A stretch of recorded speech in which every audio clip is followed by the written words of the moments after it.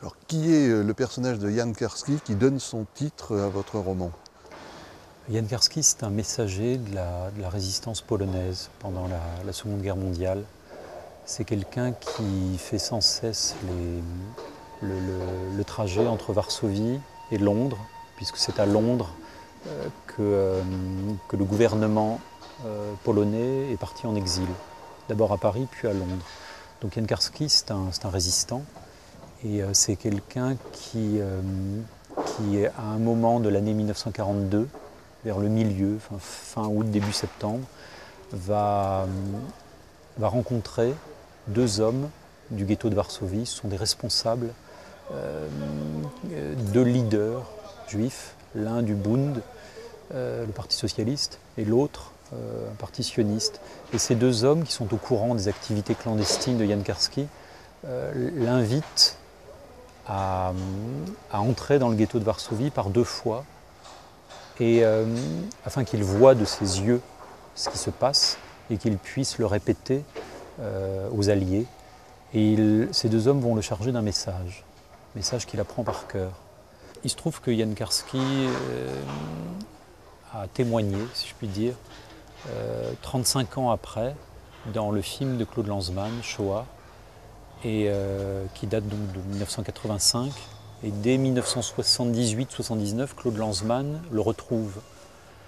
Bon, quand j'ai vu Shoah, c'était il y a 7 ou 8 ans. À l'époque, on pouvait continuer à le voir en VHS. Il y avait 3 ou 4 cassettes vidéo. J'ai vraiment eu un choc parce que cet homme incarne ce qu'il y a de tragique dans l'idée du messager qu'on n'a pas écouté. Je me posais une question très simple, c'est comment est-ce que cet homme a pu vivre après, parce qu'il est mort en 2000, comment est-ce que cet homme a pu vivre de 1945 à 2000 avec un tel savoir, avec un savoir sur au fond, ce qu'un historien a appelé l'abandon des Juifs d'Europe par les Alliés.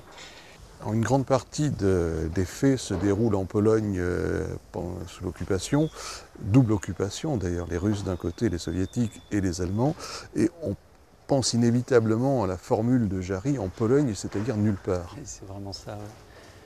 Ouais. On pourrait dire qu'il y a une boîte noire dans l'histoire du XXe siècle, et cette boîte noire, cette chose qui en un sens est encore à déchiffrer, c'est le pacte germano-soviétique.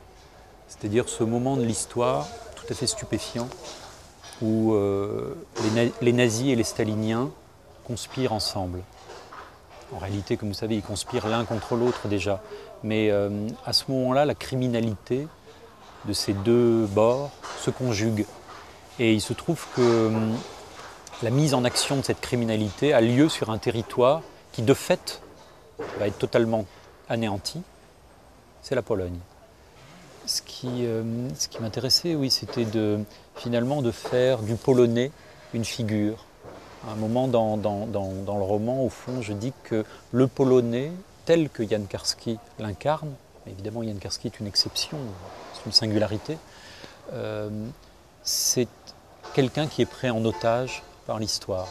C'est le Polonais en tant, je dirais, que figure, c'est quelqu'un qui est écartelé entre l'infamie nazie et l'infamie stalinienne.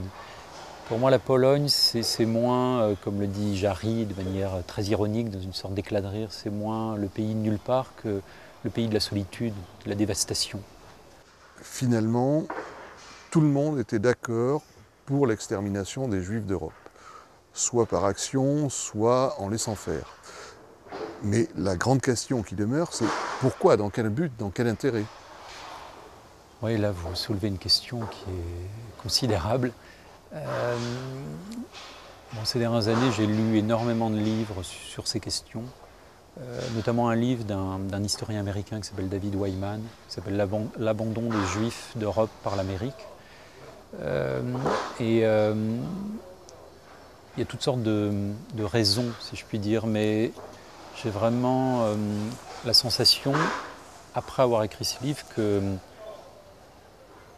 dès qu'il est question du mal, le pourquoi ne se pose plus. Le mal est sans pourquoi, le mal est sans raison en fait. Pour moi, la question est moins d'essayer de chercher des réponses que de continuer si je puis dire, à souligner cette question, à la ramener sans cesse, cette question au centre de ce qu'on a appelé dès 1945 le monde libre. Je pense que l'extermination des Juifs d'Europe ne concerne évidemment pas que les Juifs d'Europe, ni les Juifs du monde entier. Elle met en cause l'humanité entière et l'idée même que l'humanité se fait d'elle-même. Elle met en cause la capacité de l'humanité à exister.